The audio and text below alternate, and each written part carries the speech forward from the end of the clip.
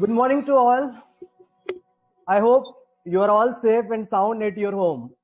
I am Ashish Engantivar. I welcome today's speaker for this virtual talk, Professor Mahendra More. I welcome you, sir, and all the participants on behalf of Head of the Department, Department of Physics, and the Principal of Deccan Education Societies, Ferguson College, Pune.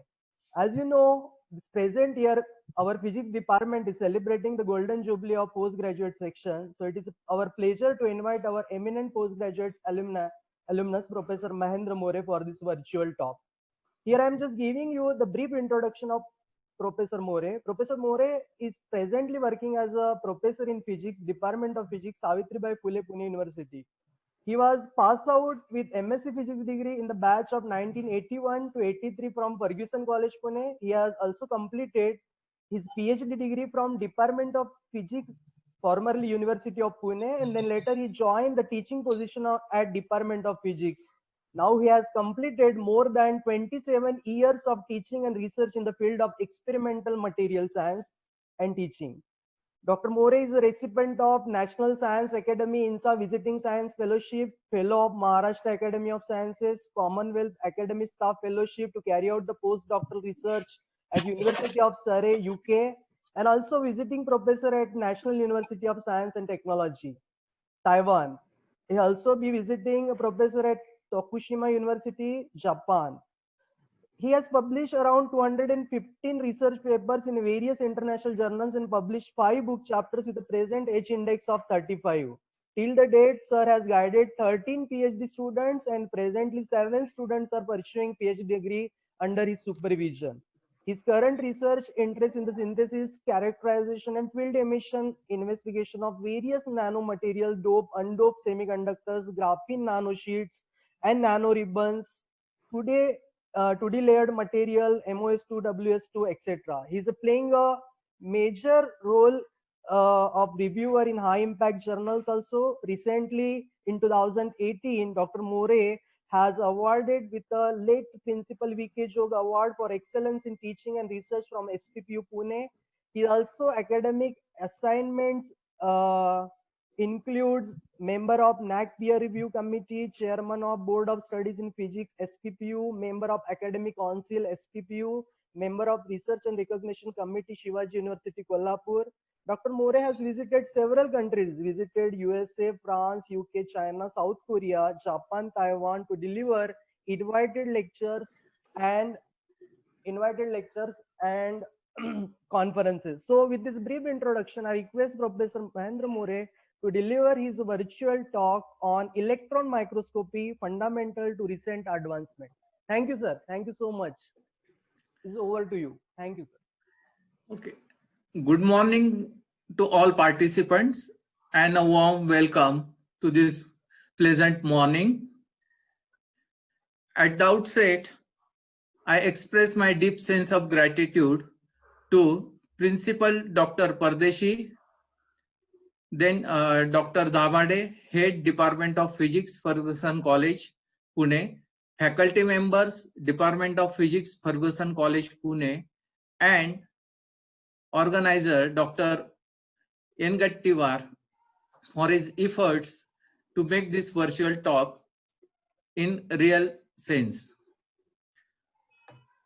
So this talk is mainly meant for the master's students or budding research students who are interested to know the details about electron microscopes. Every microscope consists of some of the basic building blocks. Prior to that, let me tell you, the word microscope, if you analyze, consists of two words, micro and scope. Micro is a multiplier, 10 to the power minus 6. It can be attached to any unit, micrometer, microgram, microampere, etc. And scope, for a layman, is a kind of instrument to see through, providing an image or some kind of signature about the entity which is being viewed. So in short, microscope is an instrument which gives an ability or information to measure dimensions of micron size or see the entities of micron size particles. So every microscope a science student has handled or seen through secondary or higher education degree programs consist of few building blocks, like you have an illumination source, condenser lenses, specimen, magnifying lenses, and detector or a viewer. Ideally, an illumination source provides the radiations or particles which are used to image the sample. So ideally, an illumination source is a point source which emits the radiation or particles isotropically, means in all directions. But when you are imaging a finite size specimen, then most of the radiations or particles emitted from the source are not in sight with the specimen. They don't fall on the specimen.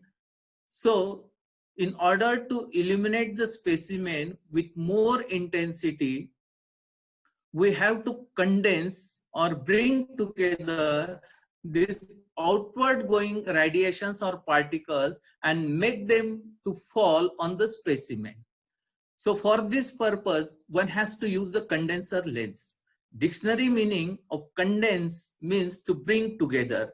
So the outward radiations are brought together and focused to fall on the specimen.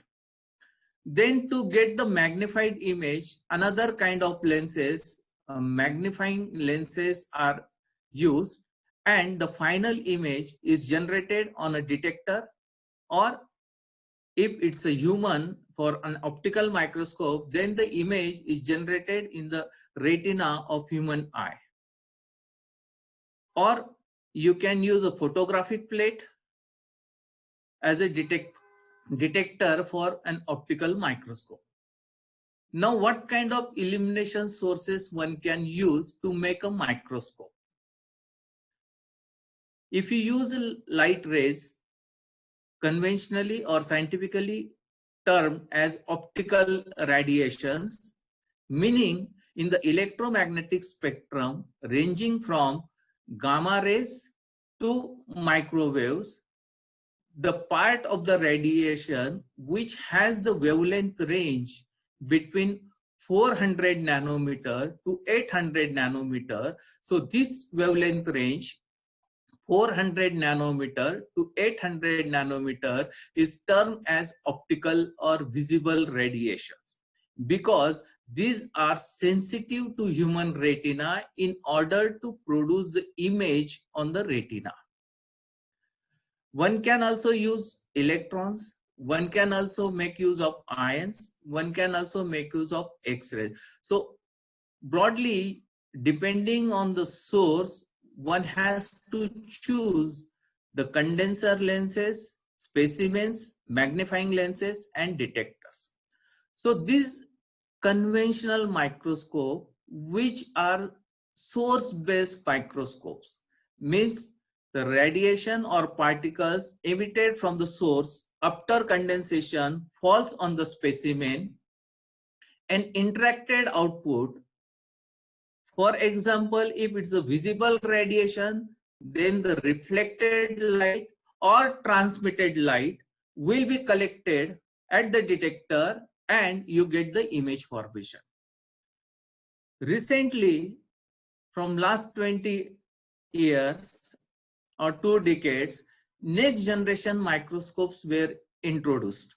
So these microscopes do not use conventional illumination source, despite they make use of a very sharp tip of dimensions less than 100 angstrom in diameter. At the apex, it's very, very sharp. And then this sharp tip is held in close proximity with the sample to be imaged. When I say close proximity, then the distance between the sample surface and the tip is of the order of few angstrom units or 100 angstrom units. Then the interaction forces between the atoms of the tip, that is probe, and atoms of the surface of sample, they are measured, or the electron current tunneling from the tip to the sample is measured, and then these forces or the magnitude of current is used to get the image of the sample. Simultaneously, you can scan over the sample looking at different ranges. So these instruments which are source, which do not use any kind of conventional source, were termed as scanning probe microscopes. Now for any microscope, one of the important parameters is resolution. For student, how do I understand a resolution? Consider an object to be imaged. So there is a single object shown as a green dot, and then the interacted output intensity on the detector is plotted as a maxima in the adjacent graph. Now let us bring another object in the vicinity of the first object. So on the detector, there will be two intensity maximas. When one tries to bring these two objects near to each other, then the intensity maxima on the detector also come together, and at a particular distance, you see that these two intensity maxima has overlap in the last figure, indicating that when there is only one broad intensity maximum on the detector, it means that the detector informs us that there is only one object. In reality, we know that there are two objects which are very closely spaced to each other, but the detector is unable to identify them as two distinct objects. So this was given by Rayleigh criteria. So when you look at the graph of intensity and distance or the angular separation between two images, then we see that there are two maximas in the graph. Now the point from which the second maxima shoots up, or the intensity shoots up and then ends to the minimum level. So the difference between the first intensity maxima and the point from which the second intensity maxima shoots up, if this difference is greater than 30 to 40% of the normalized intensity, then there is a certainty that there are two objects. If the difference between the first maxima and the point from which the second maxima shoots up is less than 30% on an average, then on detector side, it is very difficult to get the information that there are two objects.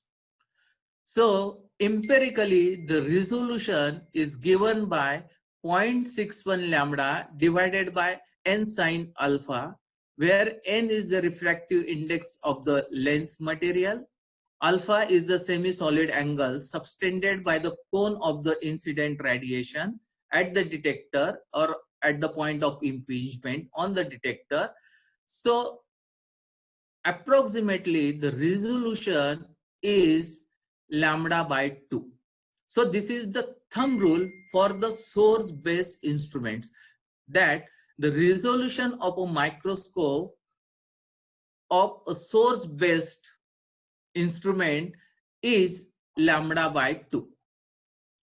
Now if you consider the optical microscope, then the minimum lambda in the optical radiation is 400. So it means that the resolution of an optical microscope will be 400 by 2, that is 200 nanometer, means 0.2 micron. Whereas if you consider the resolution of human eye, then the resolution of human eye is 0.2 millimeter. So what limits the resolution of the optical microscope? So in short, the wave-like nature of light forces the ultimate limit or the resolving power of all optical instruments. So any entities smaller than 0.2 micron or any entities which are placed at a distance smaller than 0.2 micron cannot be resolved under the optical microscope. How to increase this resolution? So using the thumb rule lambda by 2, if you want to increase the resolution, you have to use smaller lambda. So one has to go to the radiations having smaller lambdas. So from optical, you have to go ultraviolet, or you have to go X-rays, or you have to go gamma rays. But there are complexities involved in making the lenses, detectors, magnifying lenses, or image formation. So what is the simplest method? So thanks to de Broglie, who proposed the idea of duality of matter, that every matter exhibits duality, that is wave and particle nature, and the wave associated with that particle is given by lambda equal to h upon p. For students, it is very wonderful to know that this one-liner, without any mathematical complications, differentiations, integrations, complex functions, just a simple lambda equal to h upon p one-liner equation, de Broglie got the Nobel Prize.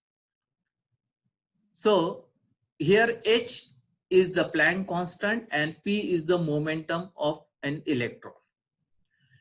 Now when you have an electron in a free space and being a charge, you can accelerate this electron applying a potential difference.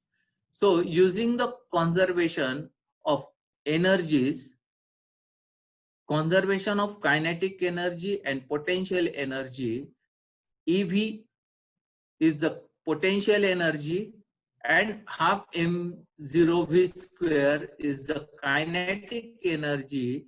So from this equality or conservation, you can get what will be the momentum of the electron when you have accelerated that applying a potential difference of v volts. In the adjacent tables, one can see that if you accelerate an electron in free space by applying 40 kilovolt, then the wavelength is of the order of picometers. So obviously these electrons wavelength being very smaller, they will offer the resolution compatible in the compatible range, that is you can have very large resolution if you use electrons to image the specimen. These are some of the advantages why electrons are used for the microscopy purpose. The electrons can be easily obtained from hot filaments by virtue of thermionic emission. Electron being charged particle can be deflected by applying electric or magnetic field, that is making use of electrostatic or magnetic or electromagnetic lenses. And interestingly, one can focus the electron beam to a very small size of diameters in the range of few angstrom units. Again, one can scan the specimen, which is difficult in the optical microscope since the electromagnetic lenses and the dimensions of the electron beams make it feasible to scan the beam over a very small range on the sample. Then there are added advantages that you can use modern detectors like CCD or a fluorescent screen and make the image. This is a historical development, how the electron microscopes were evolved. So the limit of the optical microscope is by virtue of wave nature of light, which offers the resolution of the order of 0.2 micron and magnification at the most 1000x. In 1931, there was a scientific desire to see the fine details of cells requiring 10,000 plus magnification. So Ernst Ruska and Max Knoll, they developed the first transmission electron microscope replicating a transmission optical microscope. Means the design was similar to the transmission optical microscope. The optical source was replaced by electron source.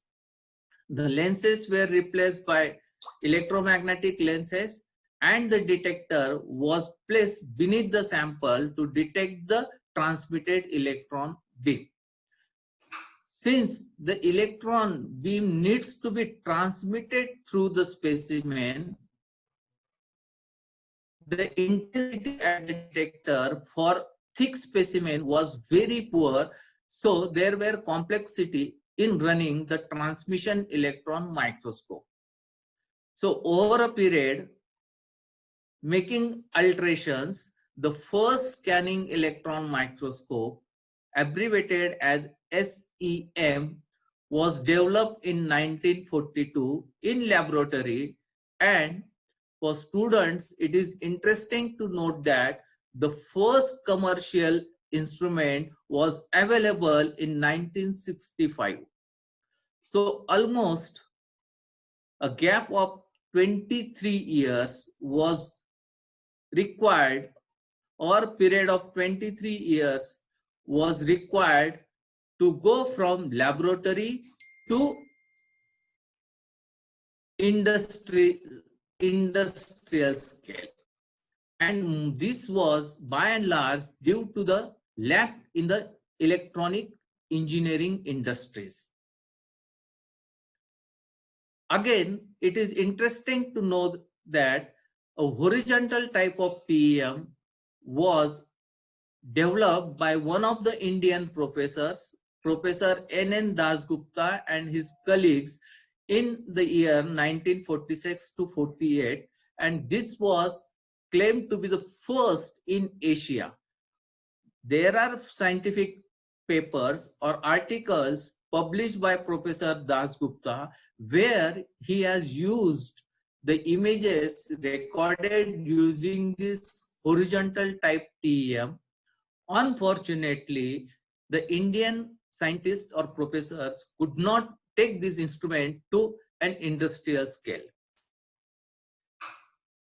Although the electron microscope, like scanning electron microscope or transmission electron microscope, have played a vital role in development of science and technology in the modern era, despite their vital contribution, Nobel Prize was not awarded till 1986.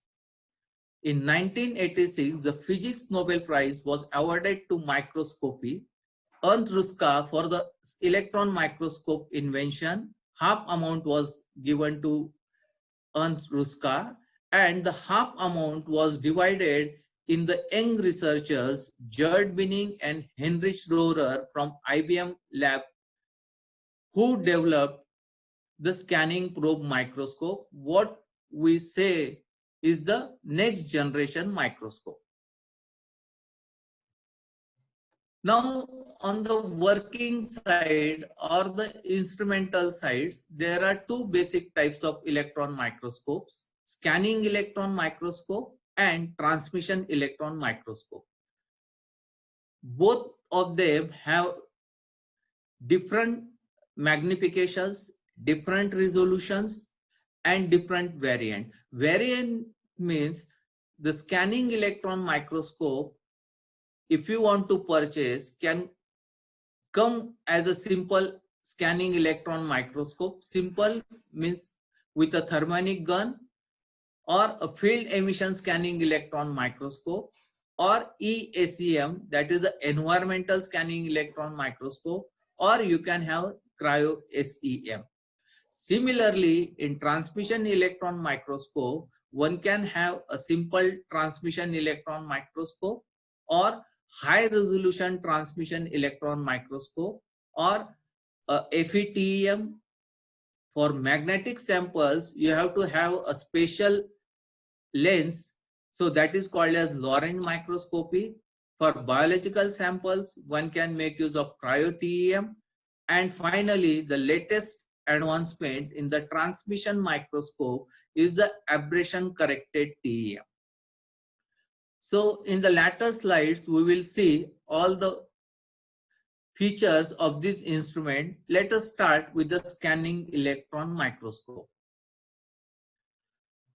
So the basic building blocks of scanning electron microscope are an electron gun or electron source, which can be a thermionic or hot cathode, a thermal field, that is Schottky cathode, or a field emission, that is cold cathode. So one can make use of three types of electron guns or electron sources. The difference in using these three sources is ultimately on the resolution of the instrument offered. Then electromagnetic lenses. So these are the condenser lenses, objective lenses, and scanning coil. Then you require a low pressure ambient for the functioning of scanning electron microscope. So inside the instrument, column, electron gun, detectors, sample stage, in everywhere there is a low pressure. So this necessity of low pressure is because of two things. One, you have to ensure the passage of electron from gun to the sample without scattering, means whatever number of the electrons are to be expected on the detector, they should reach the sample without undergoing scattering or collisions. Second aspect is that if you are using a thermionic cathode or field emitter cathode or thermal field cathode, if it's a poor vacuum, that is in ambient condition, the hot surface of the thermionic cathode will undergo oxidation, and within a fraction of a second, the filament will break down. Similarly, for field emission, the gun will not operate for a seconds period if it is in ambient condition. So to increase the life of this electron source and to have a hurdle free path for the electrons from source to the sample, necessity of high vacuum or ultra vacuum is there. Then you require detectors to detect the interacted output. For imaging purpose, you have a secondary and backscattered electron detectors. Then one of the interacted output is in the form of X-rays. So you require an X-ray detector, and the analysis is called ADS or WDS analysis. Then you require a sample stage where the sample is mounted, and for the motion of the sample, in situ motion of the sample without breaking the vacuum conditions, you require a goniometer. Then various power supplies to accelerate the electron beam, then to bias the detectors, control electronics for signal amplification, and a dedicated computer with operating software are the different building blocks. This is a schematic. One can see that at the top there is a electron source termed as a filament, and then beneath the electron source there are two electromagnetic lenses, and the beam is constricted or focused or made very fine passing through these electromagnetic lenses, and then there is a set of scanning coil also to scan the beam, and above the sample you have different detectors which are positioned. So in real the instruments look like this. So this is the scanning electron microscope installed at the Department of Physics, Savitribai Phule Pune University in the year 2002. It was purchased under the FIST grant. Now little bit of basics of electron guns. So two types of electron guns, or one can say three types of electron guns are used. Thermionic emission, where the emission is by virtue of thermionic emission, that is by raising the temperature of the filament or metal surface. So if you are using a tungsten, then you have to raise the temperature around 2700 Kelvin. If you use another material, LAP6 or lanthanum hexaboride, then the temperature is quite lower as compared to tungsten. And then these electrons which are thermionically emitted, they are further accelerated by applying a potential difference of 1 to 20 keV, and depending on the kind of source, whether you are using tungsten or LAP6, you require a different an order of different vacuum for the operation of the cathodes. In case of field emission, you have to use a very fine or sharp tip. You take a tungsten wire, then electropolish it in the form of needle, and at the apex the diameter or the radius is less than 0.1 micron, that is 100 nanometer or lesser. So this is a microtip emitter. So when you apply potential difference, then due to the point geometry, very high electric field of the order of 10 to the power 6 to 10 to the power 7 volt per centimeter is generated at the apex, and this field deforms the surface potential barrier of the emitter and allows the electrons to tunnel through the deformed potential barrier and appear in the vacuum. For operation of field emission gun, you require ultra vacuum condition. So this is very stringent condition. You cannot use high vacuum, that is 10 to the power minus 6 torr ambient or pressure for the operation of field emission. One of the advantages of using field emission electron source is that you can reduce the spot size to very small diameter of the order of 1 nanometer, and interestingly the energy spread, if you look at the comparison table of the different cathodes, then you see that the energy spread for the field emission cathode is 0.3 millimeter, 0.3 eV. It means that these electrons are nearly monoenergetic.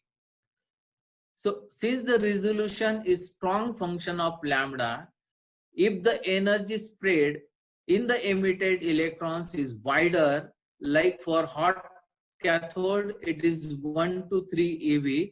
It means that the resolution will be poor. So to get a higher resolution or better resolution, one has to decrease the energy spread, means one has to use nearly monoenergetic electrons. So the FEACM, field emission scanning electron microscope, increases the resolution by an order, but to have this added advantage, you have to pay at least 40 to 40% more amount as compared to the nascent price of the scanning electron microscope with thermionic gun. This is a little bit physics about the lenses, how you can focus the electron beam to a very sharp radius or diameter. So we know that electron being a charged particle, you can make use of electric field or magnetic field, or you can apply electric and magnetic fields in combination. So the resultant forces experienced by the electron due to the applied electric and magnetic field force the electron to move in a particular trajectory. Now when such intense electron beam, intense means energy of the order of 20 kilo electron volt, kinetic energy of the order of 20 keV is incident on the sample, what is going to happen? So there are multiple interactions due to the impingement of the electron beam on the sample. One of the interactions is that the incident electron may get elastically scattered from the atoms of the sample. So this interaction is called as primary backscattered electrons. Here the word primary is referred to as the incident electron. This incident electron has very large amount of kinetic energy.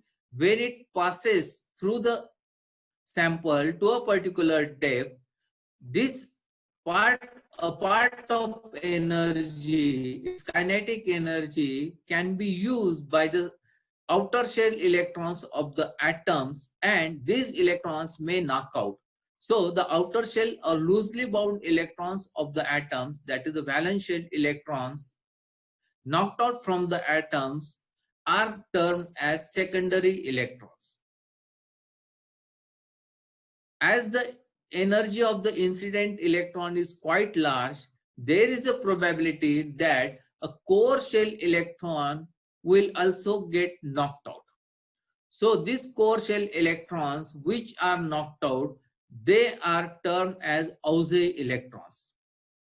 Now interestingly, if a core shell electron is knocked out, this vacancy in the core shell is immediately filled up from the electron in the upper shell, and when the upper shell electron jumps into this vacancy, it liberates an energy which is emitted in the form of radiation, and these radiations are nothing but X-rays.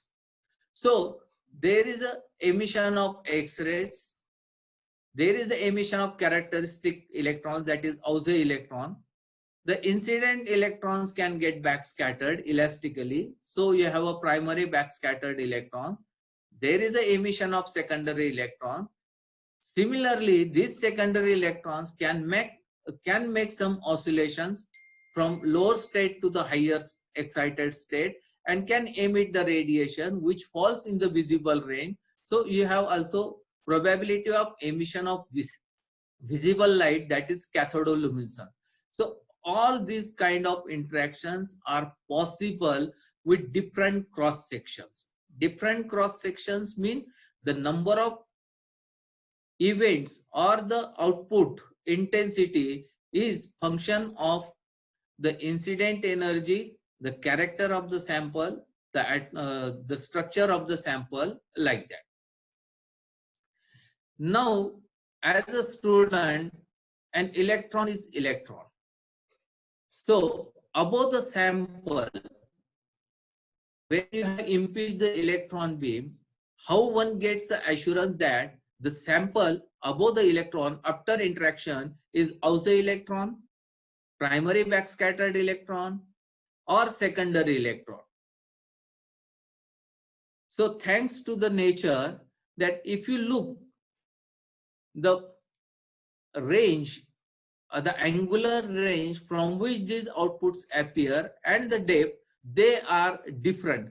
So the secondary electrons will be emitted from a depth of 10 nanometer and from a diameter of volume of diameter 10 nanometer, whereas backscattered electrons, they are emitted from the depth of 1 micrometer and diameter of 1 micrometer, whereas X-rays and the Auger electrons, they are emitted from the whole interaction volume, approximately if you consider it as a 5 micrometer in diameter and depth. In addition, the energies and the angular distribution of these electrons are different. So one can place the detectors at different positions so as to collect 90% of a desired interacted output. Means biasing and placing the secondary electron detector at a particular position, the operator ensures that the detector is collecting 90% of the secondary. There might be or 15% backscattered electrons or Auger electrons collected in the secondary at the secondary detector, but 90% output is due to the secondary electrons. So how the SEM works and how image formation occurs. So on the left side, you have a specimen on which the electron beam is focused. So the white spots are the spots where the electron beam was focused. Once the electron beam arrives on the specimen, it dwells there for very short duration of microseconds. During this time, the interacted output, the desired interacted output, either the secondary electrons or primary backscattered electrons are detected by the respective detectors. The signal is amplified and then fed back to the screen or cathode ray tube. So corresponding to one point on the specimen, say A, there is a corresponding pixel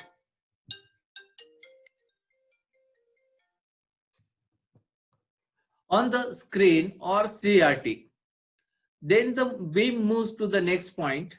Again, it dwells there for certain time in the range of microseconds. The interacted output is collected at the detector, amplified, and the next pixel is generated on the detector or cathode ray tube. So finally, the beam is scanned in the raster scan fashion, that is moving horizontally from one end to another end, coming down a certain position, then again moving horizontally from one end to another end, and thus the entire or the desired area of the sample surface is scanned and the corresponding image is produced on the screen. Now, for a layman, the magnification of the image M is given by C divided by X, where X is the length of the length scan on the sample and where C is the length on the detector. On an average, if you take the ratio of the areas of the detector to the scan area on the sample, then this ratio defines the magnification. So these are the various detectors which are housed in the electron microscope. So this is the objective lens. On the left hand side, you see a ring a cone with a ring. So in the center of the ring, there is an aperture through which the electron beam will be coming out and will get impinged on the specimen. On the right hand side, you see the cylinders and a disc with a cylinder. So these are the different detector: backscatter detector, secondary electron detector, and EDS detector, that is the X-ray detector. Although there is an advancement in the overall functioning or resolution or compatibility of the scanning electron microscope, but the electron detectors have been the same what were used in the earlier versions. So there is only one kind of electron detector widely used in the scanning electron microscope, that is called as Everhard Thornley detector. Basically, it is a scintillation with a photomultiplier tube giving rise to a very magnified output signal, which is further electronically magnified and then fed to the CRT or the image device. The backscattered electrons, they are characteristic electrons, characteristic in the sense that the incident electron does not lose or loses very small amount of energies. So it is due to the Rutherford scattering, and they are used to get the or generate the image. Mostly if you want to see the phase contrast, here phase means different crystalline phases. For example, if you take an iron specimen, in case of iron or steel, we know that there are different morphological phases, crystalline phases: austenite, pearlite, bainite.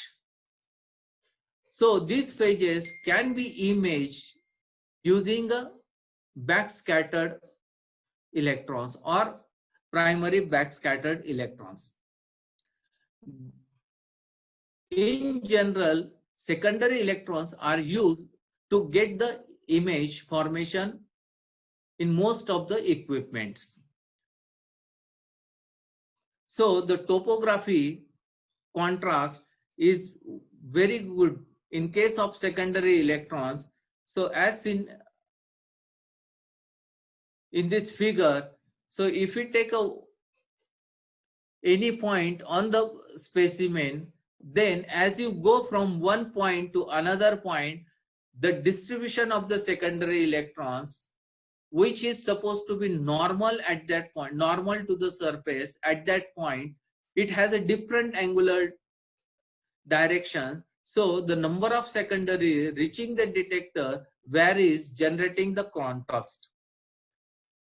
There is also emission of X-rays. We know that X-rays are characteristic radiations, that is the energy or wavelength of a X-ray emitted from a particular atom is characteristic of that atom. Means the K alpha radiation emitted from copper having a wavelength 1.543 angstrom units is not available for any X-rays emitted from different atoms. So when you measure the X-ray of wavelength 1.543 angstrom units, you are very sure that there is a presence of iron atom in the sample. So for elemental composition determination, either you have to measure the energy of the emitted X-rays or wavelength of the emitted X-rays.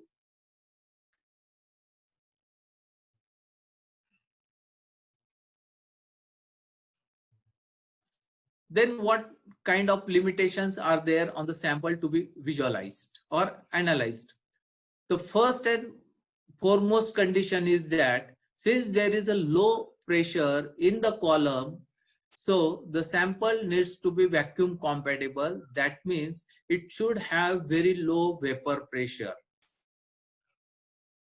As you are impinging electrons, which are charged particles, the sample needs to be electrically conducting, because the incident charge needs to be collected and fed back to the source. If the sample is insulating, then this charge will prevail there so that the next electrons coming from the beam can be repelled and you don't have reaching of the electron on the sample, no interaction output, no image formation. This is called charging. So in case of non-conducting sample, there is a remedy that you can put a very thin layer on this thin layer of a conducting material like carbon or platinum on the sample, which preserves the topography and morphology features of the sample. For research scale, typically thin films or surfaces of 1 centimeter by 1 centimeter, or if you have a sample in a powder form, it is to be dispersed on the carbon tape, conducting carbon tape, and then this can be imaged. Most of the biological samples, they have very high vapor pressure because water is one of the content. So they do not sustain under the low vacuum condition. So how to image the biological samples using a scanning electron microscope? So the solution is that one has to make use of environmental scanning electron microscope. Now the word environmental scanning electron microscope means the operating pressure in the sample chamber or near the vicinity, in the vicinity of the sample is nearly environmental. Inside the column of the electron microscope, low pressure is required for the hurdle-free passage of the electrons or focusing of the electron, whereas to sustain the nature or the features of the biological sample, the pressure in the sample chamber can be nearly environmental. So you have to make use of differential pumping in the instrument to maintain two different pressures in the system. In this case also, the detector is very different. The primary electron impinging on the surface will knock out the secondaries. This secondary will interact with the residual gas atoms or molecules, ionizing them and producing more electron. So slowly more and more ionization occurs and the number of electrons go on building up, and these electrons are detected at the detector. Now the incident charge on the material biological sample is neutralized by the positive ions which reach at the sample. So even if you have a non-conducting specimen, the charging is not observed. And there is a particular procedure to prepare the biological samples. One has to follow it. And these are some of the typical images: a human hair or cells with flagella, or these are the human red blood cells, a donut kind of thing, and human white blood cells. Then the next kind of microscope is a transmission electron microscope, which offers very large magnification and very high resolution of the order of 2 nanometer. In addition, you have a mode that is called as HRTM, high resolution transmission electron microscope, where you can have the resolution of 0.2 nanometers, that is 2 to 3 angstrom units. So it provides the ability to resolve the lattice.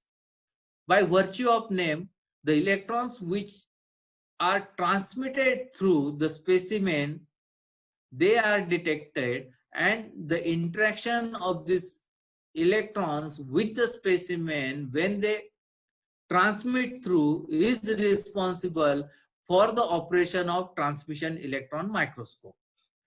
This is the first transmission electron microscope installed in the State University Physics departments in India.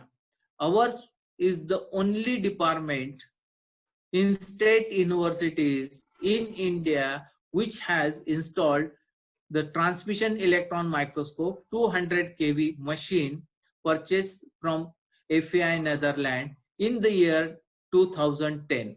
From last 10 years, this instrument is working and is available to all researchers from India and abroad on minimal payment basis. As compared to the scanning electron microscope, there is a difference in the operation and in the construction of the transmission electron microscope. There are three types of lenses: objective lens, intermediate lens, and projector lens. Because in transmission electron microscope, there are different imaging modes. One can use a lattice imaging mode, or one can get a selected area diffraction mode also. So to switch from one mode to another mode, the different kind of lenses one has to activate or one has to switch on. As usual, the mass contrast gives rise to the simple image formation. So in mass contrast, the thicker area or volume of the sample subjected to the electron impingement through which the electrons are transmitting will produce a dark intensity or dark pattern, dark image, whereas the thinner area or volume will give rise to a brighter image. So this is called as bright field image. You can also reverse this mass contrast and get a dark field image. Another important high resolution mode is the phase contrast. Since electron is transmitting or passing through the sample, it can behave as a wave, and then these electrons which behave as a wave can constructively or destructively interfere with each other, producing a phase contrast. So the phase contrast, if the electrons are, all the electrons which are interacting are in phase, you don't get a contrast. But if you defocus it, then you get an interference pattern, and this pattern, interference pattern, is nothing but a lattice fringes. In one of the typical images, I will show you how you can resolve the lattice or how the lattice is seen in the image. But with a note of caution, to interpret the lattice, you require an image simulation or a good knowledge of crystallography. There is a third important mode of operation in transmission electron microscope.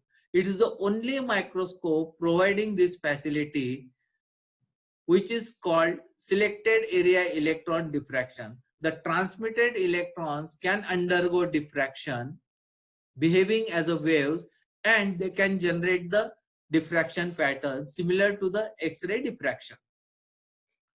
For any researcher who records the selected area diffraction pattern, at the glance, he or she can get the information whether the material, that is the sample, is amorphous, crystalline or polycrystalline, because the selected area diffraction patterns are characteristically different for the three different types. If you see the rings, then it is a polycrystalline.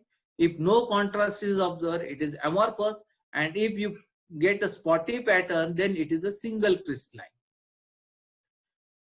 In addition, you can have added techniques to the transmission electron microscope.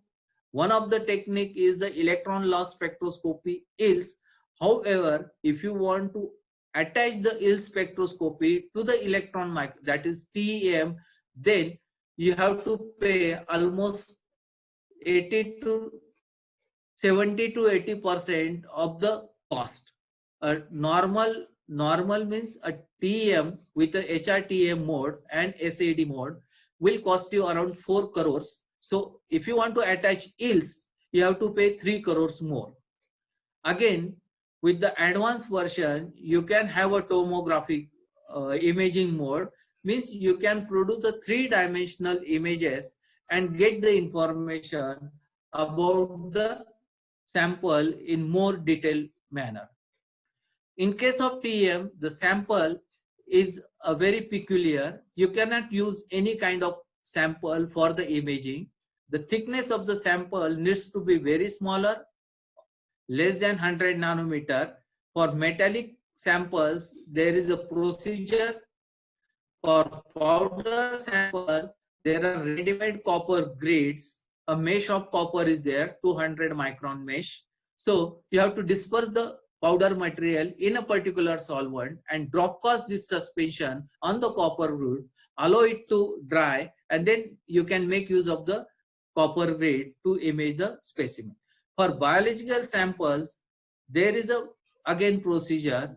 Only you have to use a smaller energy for the biological samples.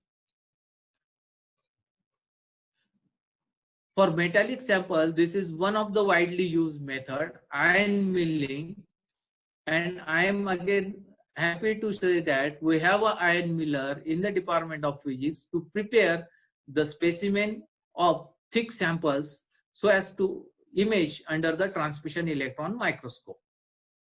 These are typical images recorded on our transmission electron microscope. So this is in the image, you can see very ultra thin sheets of graphene. And this is one of the results obtained by one of my PhD students, Dr. Padmakar Chauhan. So we have synthesized CDS nanostructures. They resemble like a comb. So we named as a CDS nanocomb. So in the right hand corner bottom, you can see the lattice. The distance between the two vertical lines is 0.67 nanometer, means 6.7 angstrom units. Distance between the two characteristic crystalline planes, and on the vertical side the distance is 0.33 nanometer, means 3.3 nano angstrom units. So the white dots, what you see in the lattice, these are nothing but the atomic positions, whereas the inset shows the spotty pattern. Dots means it is a single crystalline material. In the last part, what are the limitations in the electron microscopes? So for any microscope, whether it is an electron microscope or an optical microscope, the two major aberrations, that is noises, are spherical aberrations and chromatic aberrations. Spherical aberrations is due to the geometry of the lenses. Chromatic aberration is due to the wavelength of the incident source. So if you look at the graph of advancement in resolution as a passage of time, then you can see that it is expected that the transmission electron microscope will reach the resolution of 1 angstrom units. That is the saturated limit. Now in case of simple transmission electron microscopes, this resolution is, as we have seen in the earlier images, 2 angstrom or 3 angstrom. How to get it better? So one has to reduce or minimize the noises, that is the spherical aberration and chromatic aberration. It is not possible to exactly make the aberration 0, but you can minimize it, means you can go to 0.00000 like that. Unfortunately, in case of optical lenses, that is the glass or oil filled glass lenses, the chromatic and spherical aberrations cannot be minimized. Fortunately, in case of magnetic lenses, if you stack the electromagnetic lenses in such order that the first lens will have a plus aberration, then the second lens will have a minus aberration. So upon stacking, you can minimize the aberrations and increase the resolution. So this is the aberration CCCS corrector transmission electron microscope. So you can see that it is almost 1 meter in length, the column, because there are number of lenses to correct the aberrations. And the instrument is called, brand name is Titan, and there are, to my information, there are 2 Titans who were installed before 10 years, one in TFR, Mumbai, in the laboratory of Professor Pushan Ayub, and the second was installed in JNCSR in the laboratory of Bharat Ratna, Professor C.N. Rao. Now for students, I have one additional information. If you look at the pricing of the electron microscopes, a scanning electron microscope with thermionic gun and additional accessories like EDS will cost you around 2 crores approximately. If you want to replace the gun, that is use the field emission or cold cathode gun, then the price will be 2.5 crores.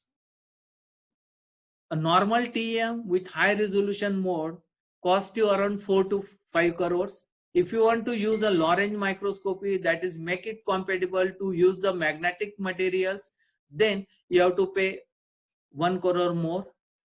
And then the aberration corrected microscope, where you have increased the resolution by an order, but the price for which the instruments were brought or bought in India 10 years back, at that time the price was nearly 20 crores. The recent advancement in the microscope is the helium ion microscope. So the answer to the question, can one make use of ions for the imaging, is affirmative. Yes, indeed one can make use of ions for the imaging purpose. The simple advantage of ions over the electron is that ion being massive, when it is impinged with the same kinetic energy, the number of secondaries emitted will be more. So you can constrict or you can minimize the ion beam diameter so that you can increase the resolution. Now here the helium ion beam is produced by way of field ionization. Field ion microscope was the first microscope to show the surface of a solid on atomic scale. Means in the field ion microscope you can see the surface present, the surface on atomic scale, means how the atoms are arranged on the surface of a solid. So what you see on the right upper corner, there are 3 bright dots. So here each dot represents an atom on the tip of the field ion tip, on the tip, and from each dot you can generate the helium ion beam. So there are 3 helium ion beam generated, which can be used, one can be used for imaging, one can be used for nano patterning, like that. And this is the machine, sub 10 nanometer nano machining with multiple ion beams by Orion NanoFab.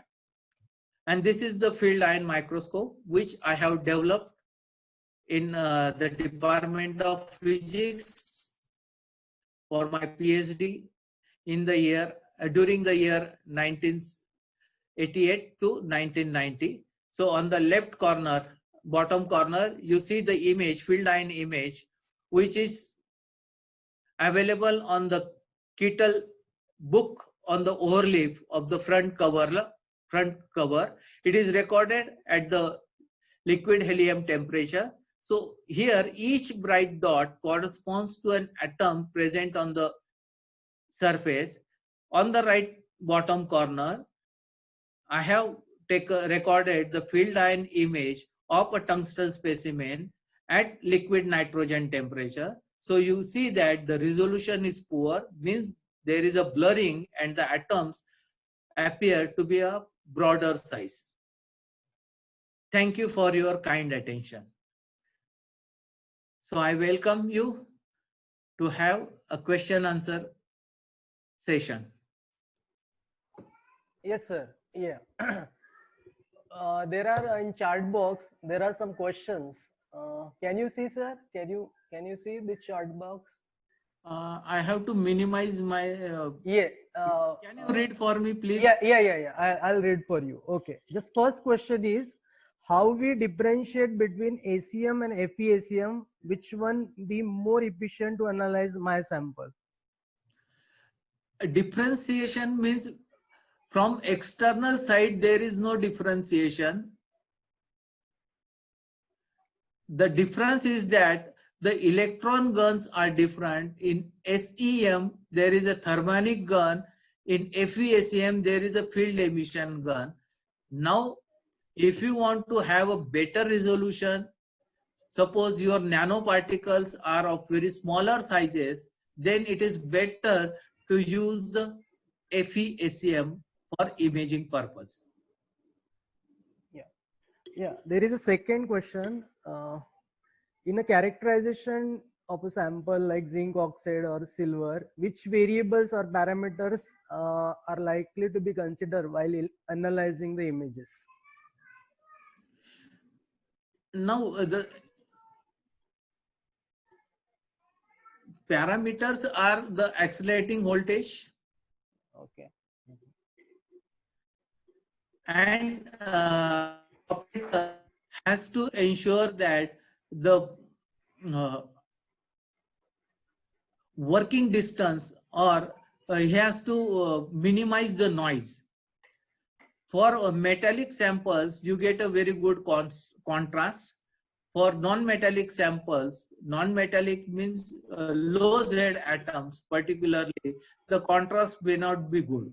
So with trial and error, you have to ask the operator to record good quality images. Okay. There is one more question, sir, from Dr. Alka Deshmukh. She's asking, sir, would you like please elaborate a little about the Lorentz microscope and aberration corrected TEM? Regarding aberration corrector, I have told you that it is learned that there is a stack of electromagnetic lenses.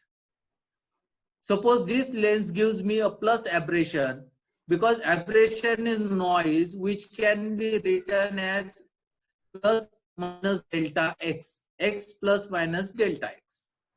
So if it gives me plus in this direction, then I can attach another lens which gives minus in the direction, so I can minimize the aberration. I cannot make it perfectly zero.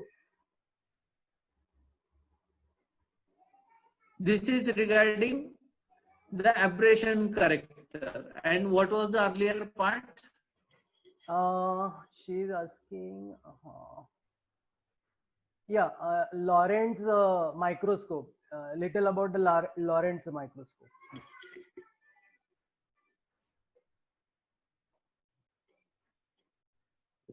Lorentz. Huh. So in Lorentz microscopy, so in transmission electron microscope, the pole piece or the gap between the magnetic lenses is very small, and since you are using very high kinetic energy beam, 200 kV or 300 kV, you require a very strong magnetic field. Now, if you have a magnetic sample, a powder like iron oxide particles or cobalt oxide particle or nickel oxide particles, nanoparticles. So usually this powder sample, it is broadcasted onto the copper grade. So it is a van der Waals adhesion. There is no grade.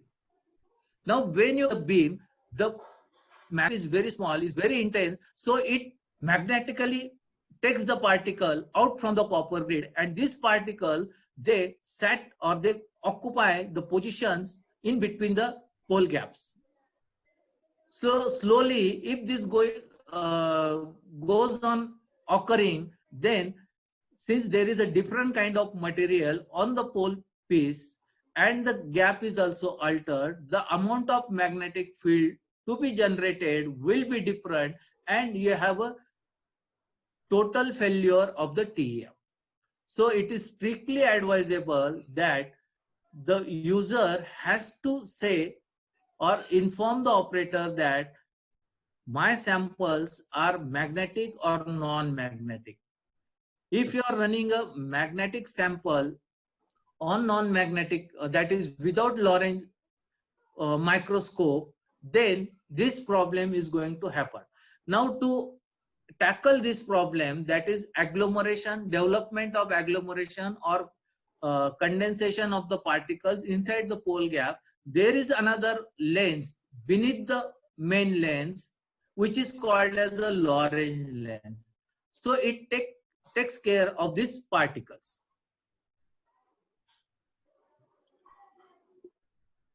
So there is a one question. Can we image DNA using scanning electron microscope? No, but I'm happy to share with the student that you have a biological transmission electron microscopes available in Pune in National Institutes of Virology. So wherein you can see the finer details of DNA or viruses. Scanning electron microscope, if it is a FEACM, has a resolution at the most of 5 nanometer. So you cannot see the DNA sequencing, or you cannot resolve the DNA using scanning electron microscope. You have to use the transmission electron microscope, that is a cryo-TEM, to image the DNA. Okay. Sir, there is a one question from Genudas Kakade. What is cryo-ACM? Cryo-ACM is again for imaging the biological entities like leaves or insects or bacteria under the normal TEM. At the sample stage, you have to maintain the low pressure. So either you freeze the sample, so that is called as cryo-ACM. Okay, okay. There is a one question from Dr. Kishore Sonawne, sir.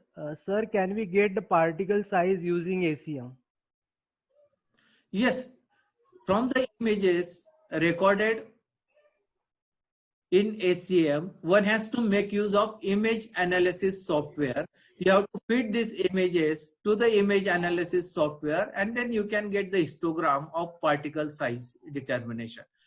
In regular imaging or recording, the operator has a flexibility to choose the particle and put the cursors and put the number, means measure what are the dimensions of the particles.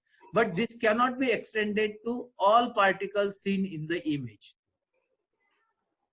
Typical dimensions you can measure in TEM or ACM during imaging.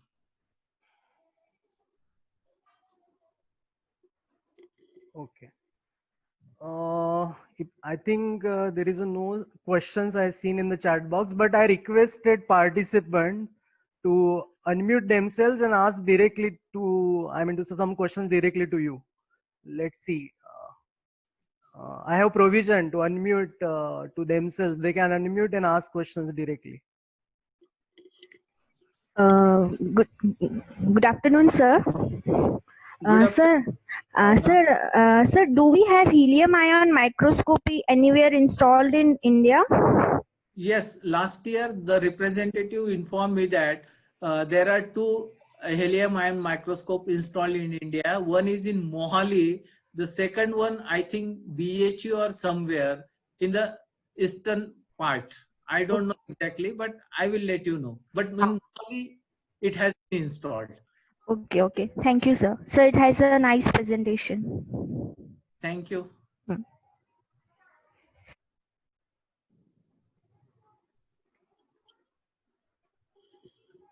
Anyone can ask, please, can go. We have a direct interactive session here. Please, students, any students, postgraduate students.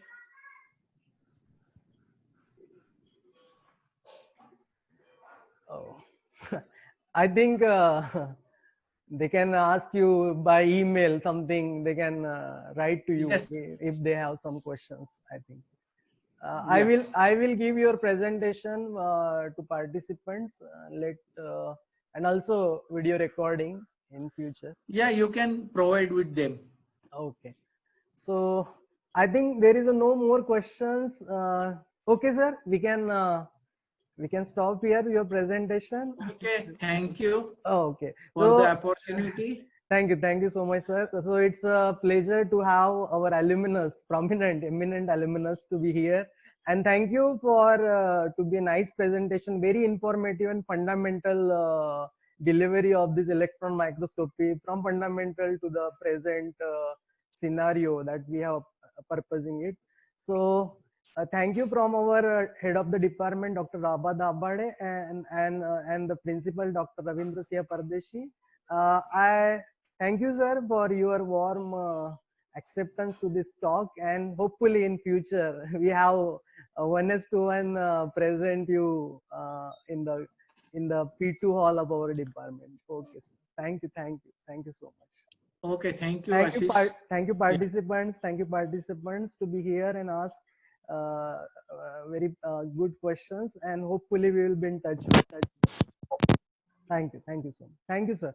So I'll Okay, end. bye. Be at home, be safe. Okay, thank you.